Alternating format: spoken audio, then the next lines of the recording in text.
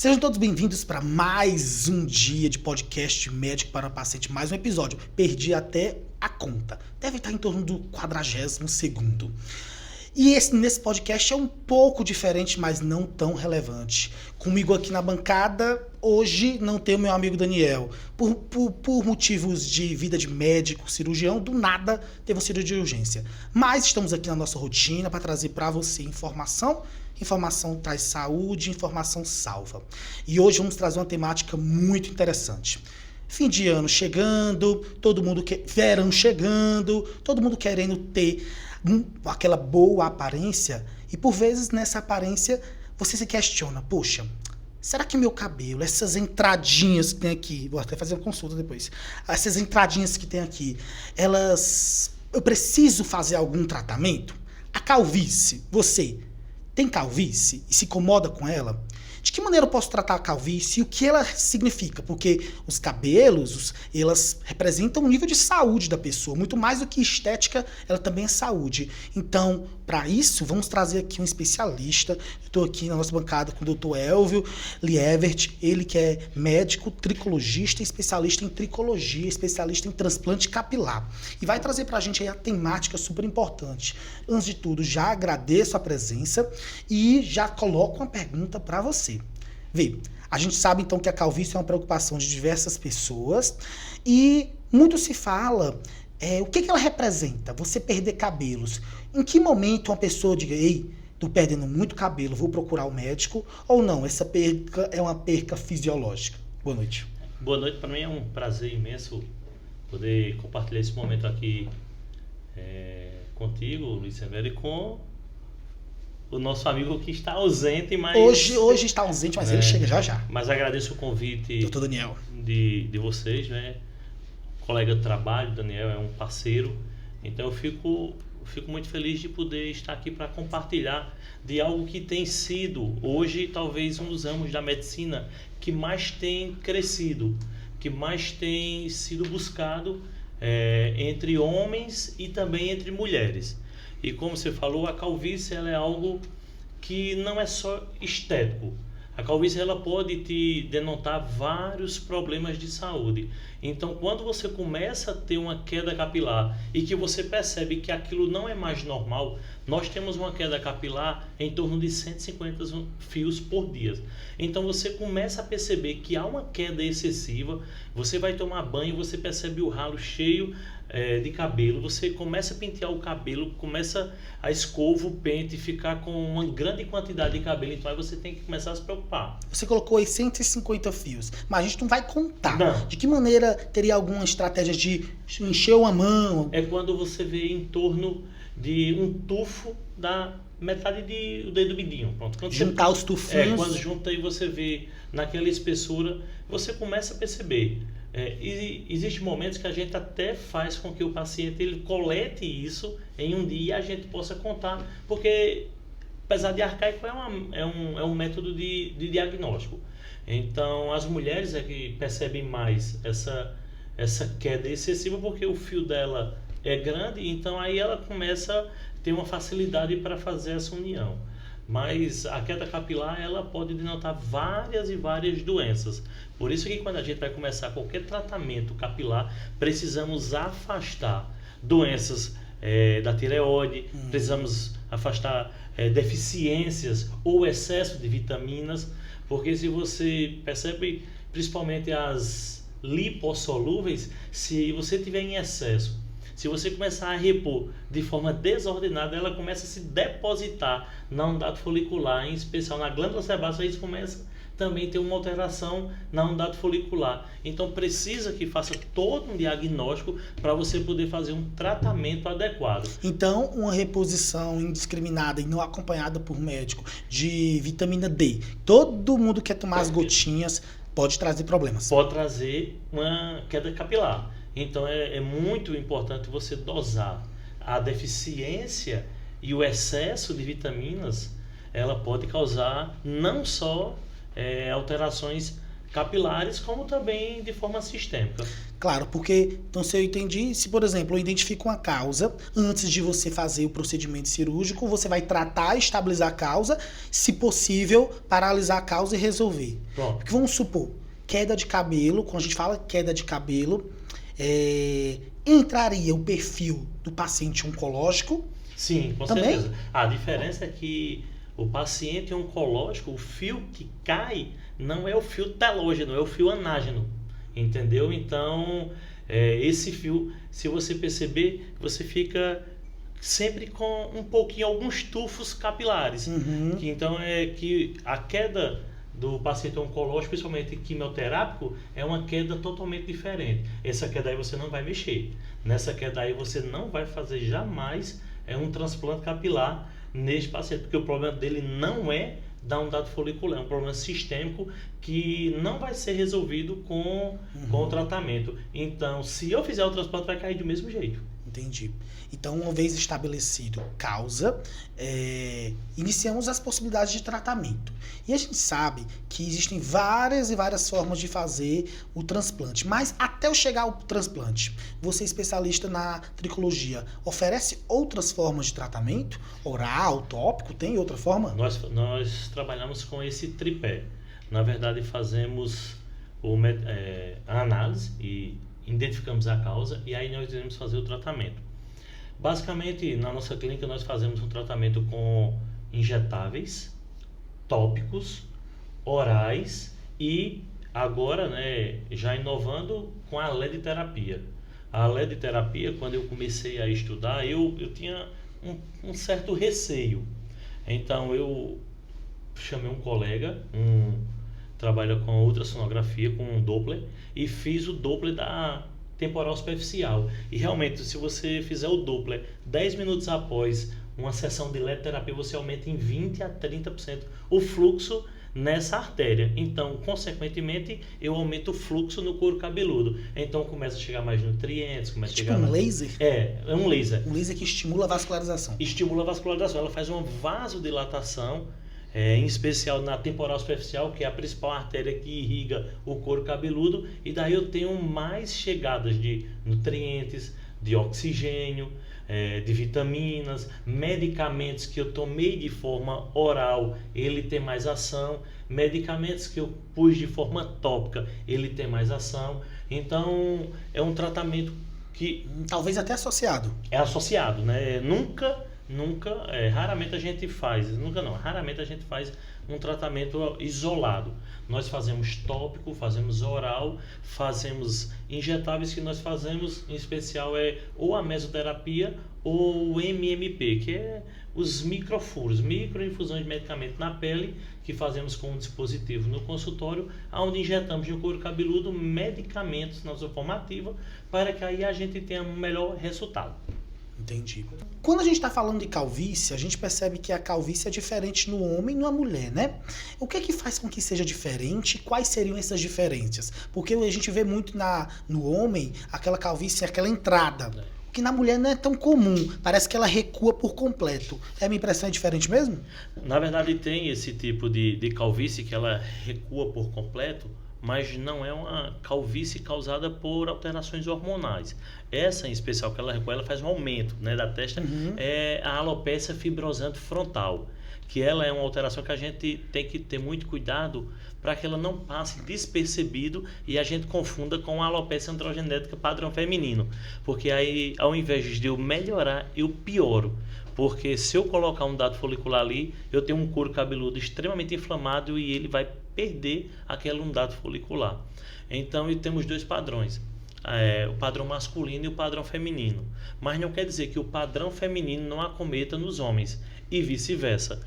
Existem algumas mulheres que ela tem realmente a entrada na região frontal e ela é apesar de mulher, ela tem um padrão masculino de uma alopecia androgenética, que também é por ação do hormônio DHT, que é a dihidrotestosterona. Então, vamos supor, a gente sabe então que o problema tá nesse hormônio, o hormônio masculino. Então se espera que no homem eu tenha mais calvície do que na mulher. Mulheres que fazem reposição hormonal com testosterona, seria um fator de risco para desenvolver calvície? Com certeza, temos exemplo de Tami, né, que precisou fazer um transplante capilar porque o excesso de hormônio fez com que ela tivesse uma calvície extensa, e isso ela fez um transplante recentemente para fazer essa correção. É muito comum, raramente você vê um fisiculturista que tenha tranças. Por quê? Porque a carga hormonal é tão alta que faz com que haja essa queda capilar excessiva. Falando ainda em causas de queda capilar, a gente sabe também que o estresse em si, ele descompensa os hormônios, não é à toa que pessoa que tem um nível de estresse elevado, tem alteração do cortisol, alteração de hormônios sexuais, libido. O estresse crônico, seja burnout dentro de um emprego, seja uma síndrome de ansiedade ou síndrome do pânico. Esses pacientes, eles podem ter perda de cabelo também? Eles têm o que a gente chama de um eflúvio telógeno crônico, porque é um gatilho que é ativado e há essa descompensação e há uma queda capilar. Como esse gatilho na vida desse paciente nunca vai cessar, às vezes o estresse é seu local de trabalho, mas você não tem como tirar o paciente desse local de trabalho, então ele vai ter uma queda capilar, que é o que nós chamamos de um eflúvio telógeno crônico. Acontece muito pós-parto nas mulheres, só que esse é agudo e é autolimitado. Porém, eu não tirando a causa, ele é um agudo que vai cronificar. Um exemplo, a mulher tem uma perda de sangue bem excessiva no período do parto, ficou com hemoglobina baixa, ao longo do tempo não foi compensado, então essa anemia vai fazer com que haja uma queda capilar. Não corrigindo a anemia, eu tenho uma doença crônica, em especial o eflúvio telógeno crônico. Então isso é bem importante você ficar atento, que o paciente que sofre de burnout, portanto, ou seja, aquele paciente que tem um esgotamento físico e mental, ele, para além das queixas neurológicas, chega para mim muito dor facial atípica, chega para mim muito síndrome de ansiedade associada, cefaleia tensional, a perda capilar, a perda de cabelo também pode ser um dos sintomas, e nesse caso você investe no tratamento multidisciplinar, psiquiátrico, psicológico, do que indicar necessariamente o tratamento capilar. Na verdade, tanto a patologia quanto o tratamento pode causar a queda capilar, porque muitos psicotrópicos são gatilhos e são causas de quedas capilares. Então, neste caso, podemos fazer associado um tratamento capilar. Por quê? Porque não vai deixar de existir a causa, mas nós não iremos indicar jamais, nesse caso, um transplante capilar. Nós iremos tentar, de forma clínica, compensar esse paciente, não tirando ele da sua forma, do seu tratamento para a sua doença psicológica, psiquiátrica. Show. E para finalizar as causas, na mulher, quando a gente está falando mulher, quando a gente fala mulher e cabelos, a gente pensa em tinturas e pinturas. Aí vem a história de cuidado que essa tinta tem amônia, que essa tinta tem formol. Diz pra gente. Primeiro, essas tintas elas são seguras e elas podem causar a perda de cabelos? Na verdade, ela pode causar se ela causar ali uma reação local. Porque quando você faz uma tintura capilar, o que é que acontece? Você não consegue que a tinta penetre no couro cabeludo e danifique a unidade capilar. É a toa que vai crescendo e vai ficando crescendo sem cor, a cor normal. Cor normal, porque ele não alterou o bulbo capilar. Certo. Então, o que é que você pode ter nessas pacientes? Você pode ter, realmente, a tinta, ela causou uma lesão local e ali pode causar uma alopécia. Mas, de forma geral, tingir os cabelos não vai te causar uma alopécia em especial. Tá. Então vê, quando então o paciente, uma paciente mulher que pinta os cabelos e vem com queixa frequente de quedas, uma delas pode ser uma própria dermatite, inflamação pela própria tintura. Pode ser. Agora, claro que a gente também não pode esquecer que pode haver uma fragilidade da haste, entendeu? E aí você vai ter uma quebra, né, do fio e pode causar uma impressão de queda, mas a tinta ela pode causar essa fragilidade. Agora a queda em si, não. Então ela pode ter, é comum quando faz a tintura, quando pinta o cabelo, forma algumas placas. Então ali é uma dermatite, uma descompensação local causada pelos produtos químicos, mas a umidade folicular vai estar preservada e cessada esse período vai ter um crescimento capilar normal. Show. Vamos pensar agora em tratamentos. Então eu identifiquei a causa. Antes disso, na hora que você vai examinar, é bem comum a gente ver quem trata tricologia utilizar uns aparelhos específicos, né, que emitem umas luzes como se fossem umas lupas. Para que eles servem? Qual a importância disso para o médico que está fazendo esse tratamento? Na verdade, antes de começar, você não tem como o tricoscópio tá para o tricologista, o que o esteto tá para o cardiologista. Não tenho como tratar nenhuma patologia capilar, seja queda, seja inflamação, seja qualquer coisa, sem eu fazer uma tricoscopia, porque eu preciso observar de uma forma aumentada se aquele couro cabeludo ele está doente ou não. Eu jamais vou começar qualquer tratamento capilar se eu não observar que o couro cabeludo esteja saudável. E eu só consigo ver isso com tricoscópio e com dermatoscópio. Então, uma pergunta que apareceu na caixinha, aproveitando que a gente está nessa temática. Piolho, perguntou aqui, piolho pode causar queda de cabelo? O que o piolho pode causar é uma tricotilomania. É de tanto você coçar, ter o costume de estar puxando o cabelo, que considera-se como uma doença psiquiátrica, né? Que é a tricotilomania. Mas o piolho em si, não, ele não tem a capacidade de causar nenhum tipo de alopécia. Ok. Chegando então no tratamento. Temos diversos tratamentos possíveis a serem feitos. Você colocou de que muitas vezes faz o tratamento associado, né? Tópico, oral. Vamos falar um pouco de opções. Que medicamentos assim são mais clássicos? Porque quando a gente pensa em problema no cabelo, alopécia, calvície, a gente pensa muito na finasterida. Ainda continua sendo ela e quais são os efeitos dela? Na verdade, apesar de muito antiga, o tratamento padrão ouro, né? São os inibidores da 5-alfa-redutase, tanto a finasterida quanto a dutasterida. Precisamos entender que tudo que eu tenho para, em especial a calvície, que é a alopecia androgenética, tudo que eu tenho é um coadjuvante em relação à finasterida. Por quê? Porque se a doença, é uma doença que ela é dependente de alteração hormonal, ela é dependente da dihidrotestosterona, então o tratamento base é a inibição dessa enzima que converte a testosterona em dihidrotestosterona. Então tudo o que eu faça ao redor não vai ter tanta eficácia se eu não tiver a finasterida ou a dutasterida. Bloqueando lá.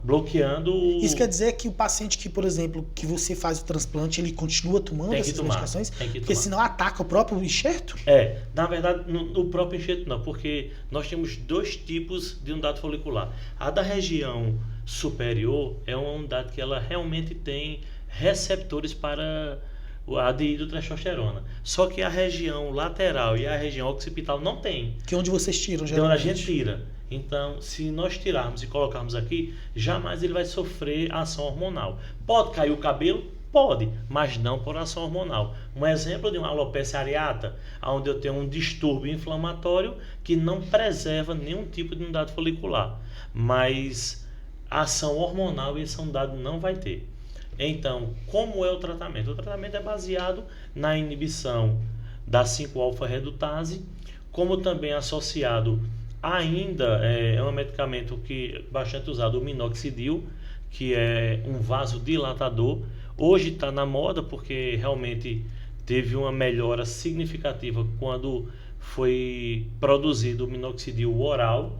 Então, hoje o minoxidil oral faz parte do tratamento para alopecia androgenética, causando uma vasodilatação sistêmica, em especial dos vasos do couro cabeludo, fazendo com que haja, como eu já tinha falado anteriormente, um aporte de oxigênio, nutrientes, tudo para melhorar a ondado folicular. Associado a isso, eu tenho vários outros medicamentos, mas que não tem tanta importância de forma clara e com embasamento científico do que esses dois medicamentos. Então, qualquer paciente que venha a ter interesse em fazer um transplante capilar, ele tem que entender que o tratamento não termina no transplante. Começa antes e vai até o momento que, por algum motivo, ele tem alguma contraindicação de continuar com esses medicamentos. Ótimo. Então, uma vez tratando de maneira otimizada oral, qual é o momento que você não está dando certo? O paciente foi por uma queixa estética, foi avaliado do ponto de vista metabólico, hormonal, tá tudo ok, ou foi feita a reposição adequada e você começou medicamentos orais e tópicos. Em que momento você oferece a possibilidade do transplante? Quando nós não conseguimos mais resultados tópicos oral, e o que é que a gente precisa fazer? Por isso que é tão importante a tricoscopia. Porque eu posso te dizer, Luiz Severo, aqui a gente tem uma grande possibilidade de que esse fio ele volte ao seu tamanho normal.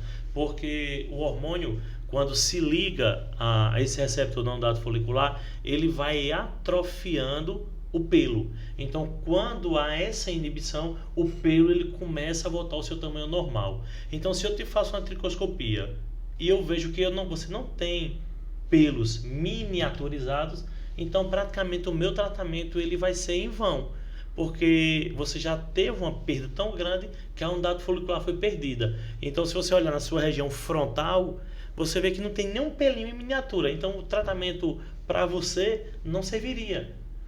Entendeu? Então, chega um momento que você diz, aqui não tenho mais o que fazer. Aí o paciente escolhe se ele está incomodado.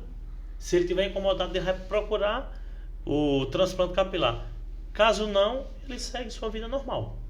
Entendi. E quanto tempo a minha expectativa para essa espera do resultado? E também dizem muito que o tratamento oral é meio sacrificante, porque você tem que tomar, parece que são 2 vezes ao dia. Como é que é a posologia? Parece que geralmente não é tão tranquila de ser feito mesmo.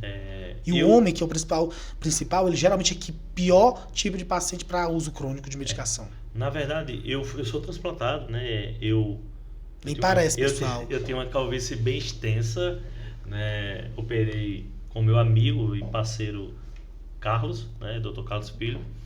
Então, eu faço esse tratamento, eu faço diariamente 12 minutos de LED-terapia em casa, tomo uma vez ao dia finasterida e tomo minoxidil e ainda coloco de forma tópica minoxidil durante o dia e ao deitar.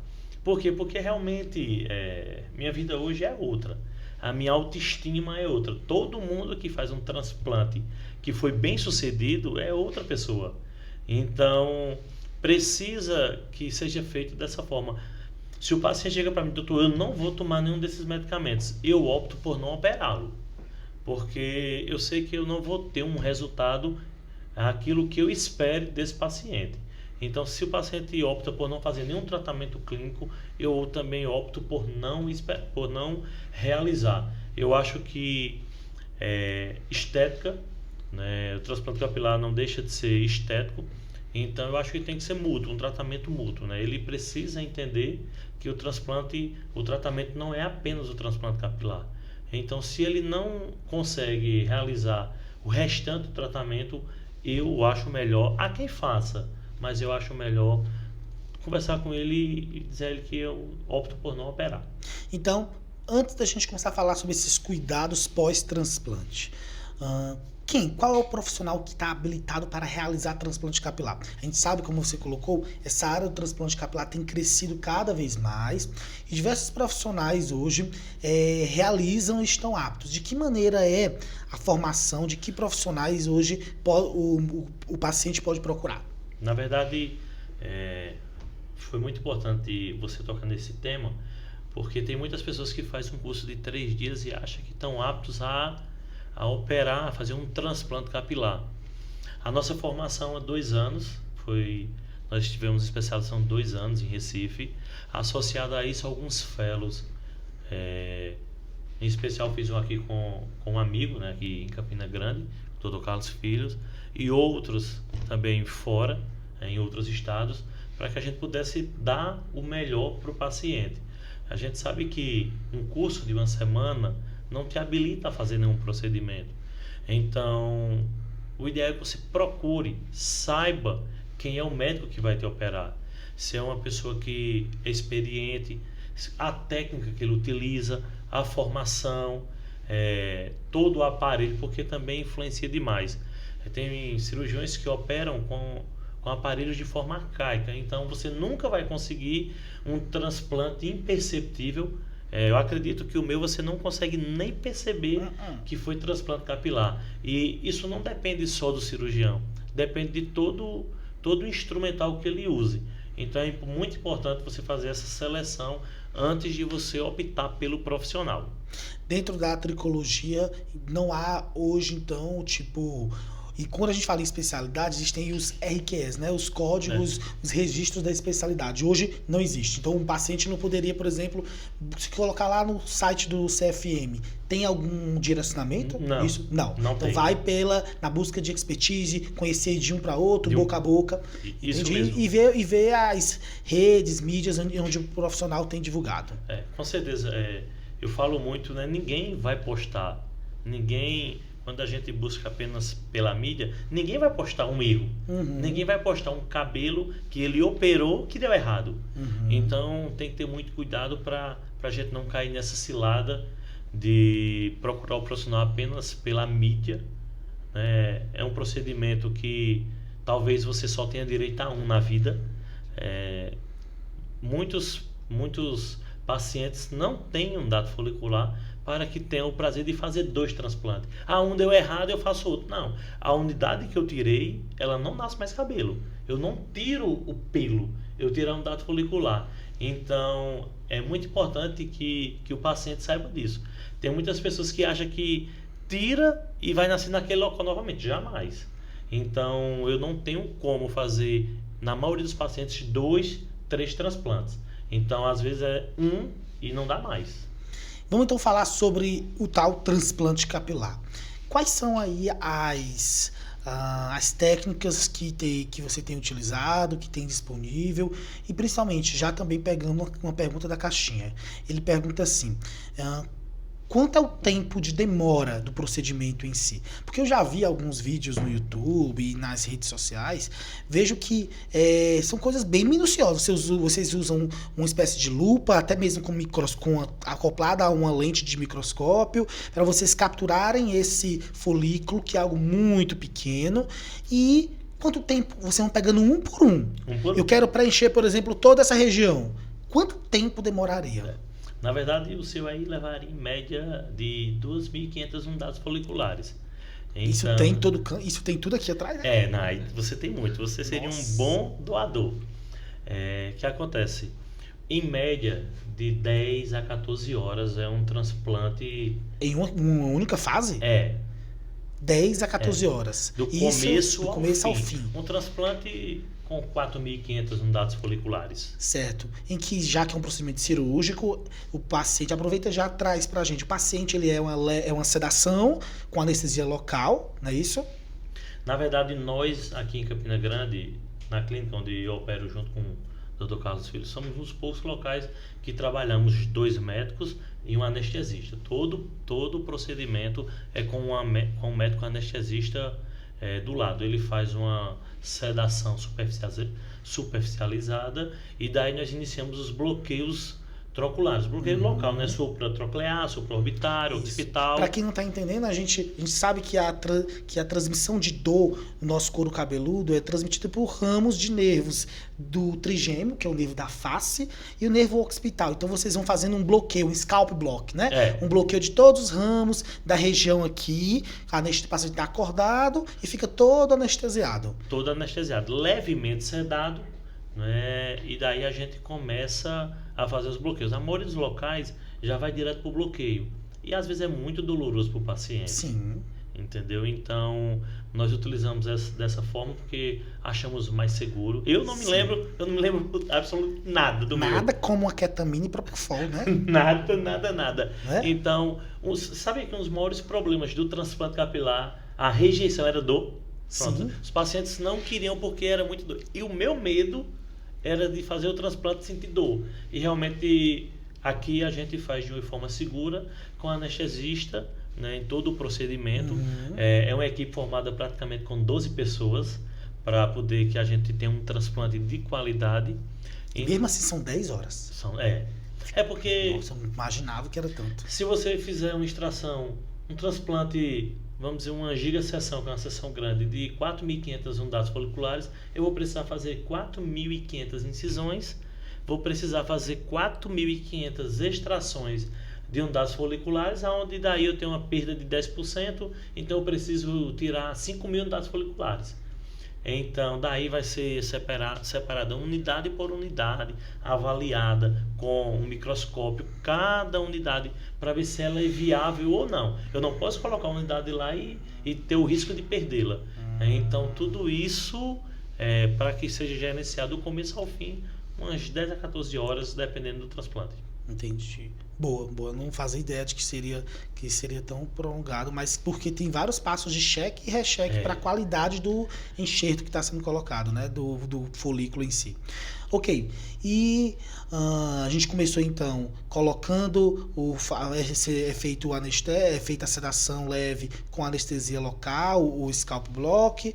O paciente ele fica. É que perguntaram também como é que fica, deitado, sentado, qual a posição do paciente. Ele fica deitado, né? Alguns momentos decúbito dorsal, barriga para a maca, e outro momento ele fica com as costas na maca. Por quê? Quando nós iremos fazer a incisão, esse paciente está com as costas na maca para que a gente possa, toda a região frontal esteja bem disponível para que a gente possa fazer essas incisões. Na retirada das unidades foliculares, o paciente já fica deitado com a barriga na maca, onde a gente tem todo o suporte para que ele possa ter uma respiração bem tranquila, todo o Então, primeiro começa tirando. Não, primeiro a gente fura tudo. A gente dá fura. o espaço. Porque depois que a gente começa a tirar, aí é contagem regressiva. Entendi. Tira, a gente tem 6 horas para colocar. Então a região frontal a gente faz bem preparada primeiro a região que vai receber e depois abre aqui e vai tirar. Porque se eu passar mais de 6 horas, eu posso colocar tudo, mas eu vou ter todas as unidades mortas. Entendi. Se eu passei 7, 8 horas para colocar de volta, eu perco todo o cabelo. E me diga então quais são os fatores para o insucesso nesse tipo de procedimento estético?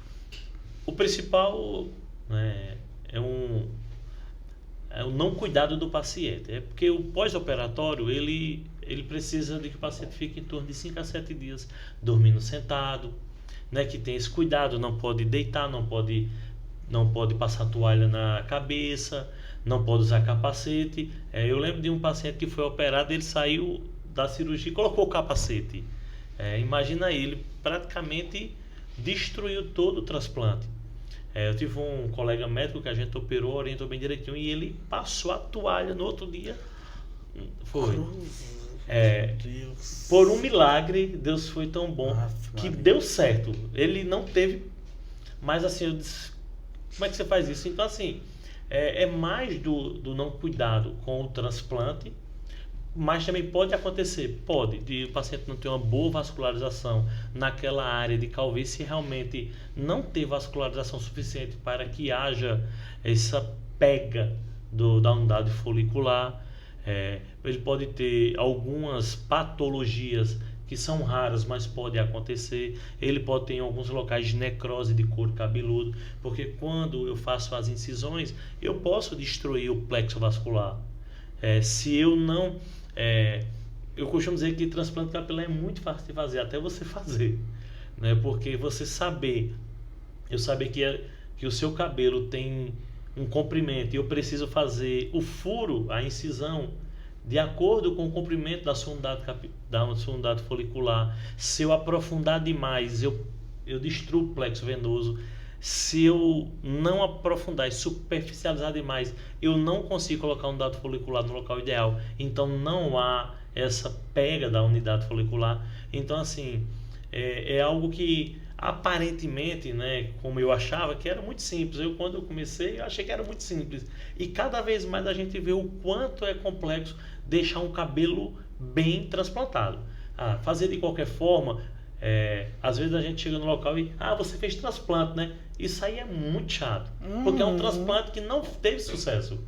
É algo que fica parecendo um cabelo de boneca.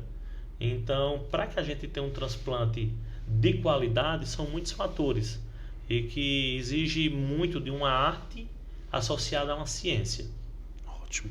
Outra pergunta que foi feita na caixa foi que a área que até você já começou a falar, a área que é doadora é a área posterior e ela vem aqui para frente. Aí também é uma pergunta minha. Se você tá tirando o pelo daqui, que aqui no meu cabelo, por exemplo, me parece que o cabelo daqui é diferente do da frente. Não vai gerar um cabelo diferente? Na verdade é o seguinte, a estrutura genética realmente eles são um pouco diferentes. Se você observar, praticamente eu sou grisalho lateral e na parte superior não sou. Você vê como tem essa diferença. Nós não chegamos até na região temporal, frontal, muito. Por quê? Porque aqui há uma tendência de que ele vá acompanhando a calvície, então a gente não pode, a gente tem que tirar de uma área segura. Então quando nós tiramos daqui e colocamos aqui, praticamente ele tem a mesma estrutura folicular. É porque como nós não temos tantos cortes em cima quanto lateral, aí você está pegando praticamente, veja, você aqui em cima você tem um fio completo, aqui você tem um fio que foi cortado no meio da haste, então ele dá essa impressão. Entendi. É como se ele não conseguisse identificar, sentir o formato completo. Entendeu? Aí a gente faz e amputa ele na metade, então ele fica com essa aparência de mais grosso, mas não, faz parte da mesma estrutura capilar, então quando a gente transplanta ele vai ter... Então no caso, quando você transplanta e tira da parte posterior, não vai ficar faltando? Porque não vai surgir mais, né? Não vai surgir, mas ele cicatriza e fecha. E como você tem um efeito persiana, você não os percebe. outros cobrem. Os outros cobrem. E se você fizer com um extrator, que nós chamamos de punch, de um diâmetro bem adequado, você não percebe de forma nenhuma. Mesmo que você raspe o cabelo, você não percebe. Porque eu tinha muito essa dúvida. E onde eu tirei, no dia você olhar, você vê várias biópsiazinhas e você imagina que vai ficar aquela falha, mas o processo cicatricial fecha, então ele faz com que haja uma redução e você não perceba que foi transplantado o cabelo. Existe alguma área, por exemplo, eu sou neurocirurgião, opero uma paciente, faço incisão craniana e por algum motivo ela tem uma perca capilar importante, faz uma calvície importante. E na incisão da neurocirurgia foi feita e fica uma cicatriz que geralmente, dependendo, às vezes, a região da cicatriz em si forma uma fibrose, né? Aquela ferida que se fecha, mas você vê que o cabelo não foi. Aí vamos imaginar essa situação. Associada à própria incisão, ela evoluiu com alopécia e ela quer fazer transplante. Áreas que já foram manipuladas cirurgicamente. Por exemplo, eu faço incisão e exponho, descolo literalmente o couro cabeludo. Isso é uma contraindicação para se colocar? Não, porque quando você faz essa translocação do couro cabeludo, vai a vascularização. Vai a vascularização. É a mesma coisa fazer um retalho. Entendi. Entendeu? Vai a vascularização. Então não tem nenhuma contraindicação para que seja realizado o procedimento. A não ser que tivesse necrose da ferida. Não, já teria necrose. Aí não adianta. Não adianta. Ótimo. Estamos finalizando, mas antes, eu queria aqui uma última pergunta que foi feita também, pergunta pelo ex-aluno nosso, Estênio. Ele perguntou assim, qual a melhor área para fazer... qual a melhor área do cabelo para fazer transplante de barba? Existe transplante de barba? Na verdade, quando nós vamos operar o paciente, ele não tem... ele tem uma calvície grau 7. Então ele não tem, muitas vezes, unidades foliculares suficiente para que eu faça o transplante. Aí eu vou buscar em outras partes do corpo. É o que nós chamamos da técnica BHT. Porque eu tiro da barba, entendeu? Da barba eu já desço para tórax, entendeu? E aí eu posso seguir um pouco mais. Posso tirar até de abdômen. Eu não tiro de membros porque o crescimento dos pelos nos membros ele não é tão grande. Ele tem um crescimento e ele estaciona. Então não tem vantagem. Mas nós fazemos o BHT. Tiramos muitas unidades foliculares. Aqui a gente tira 1000 tranquilo. Se você perceber, o meu foi tirado. O meu aqui é mais branco, né? Sim. É porque foi tirado mais pretos. Sim. Aqui, entendeu? Na época eu tinha... não era tão grisalha a minha barba. Então eu retirei também da região aqui cervical. Então aonde tiver cabelo nós iremos buscar. Show de bola, show de bola. Deixa eu ver se falta mais alguma caixinha, alguma pergunta da caixinha. Outra pergunta foi se a mulher pode fazer transplante capilar. Já colocou que sim, né? Tem alguma diferença na área que você se propõe? Pronto, mulher não tem barba. E aí? Mas a mulher, ela geralmente tem uma área doadora extensa. Ela tem uma área doadora muito boa. E como ela usa o cabelo grande, o efeito persiana é bem maior. Consegue tirar uma lapa grande. A gente consegue tirar uma... não vai ser visto. E geralmente as mulheres não têm uma calvície tão exacerbada quanto os homens. Show de bola, show de bola. A gente deixa esse último minuto para o nosso convidado dar aquele alerta para os nossos pacientes que estão aí acompanhando, profissionais de saúde, e o espaço é seu. Na verdade, como foi falado no início, uma queda capilar ela pode te denotar várias doenças. Então a minha dica para você é: se você está tendo uma queda de cabelo excessiva, procure um médico especialista, alguém que realmente conheça um tratamento capilar, alguém que conheça, que faça uma boa consulta capilar, que examine teu couro cabeludo, que possa te direcionar da melhor forma, para que você possa ser beneficiado com uma consulta. Não simplesmente na parte estética, mas na parte de saúde como um todo. Então minha dica é essa: para que você esteja com alguma alteração capilar, procure um especialista. Esse especialista é um médico dermatologista ou um médico tricologista. Show de bola. Vocês que acompanham a gente, não esqueçam de seguir a gente no @de médico para paciente.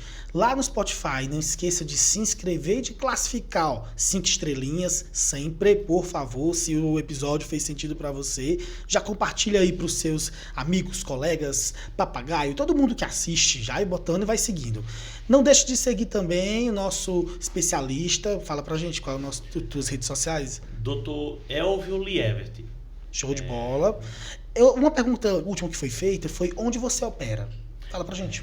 Eu opero aqui em Campina junto com o Dr. Carlos Filhos, ali na clínica Aqui Doutor. Estamos transferindo de local, estamos saindo para outro local, que eu prefiro dizer só quando estivermos lá. Segredos. E operamos também em Recife, né, na CBMS, Colégio Brasileiro de Medicina e Saúde, ali em Boa Viagem.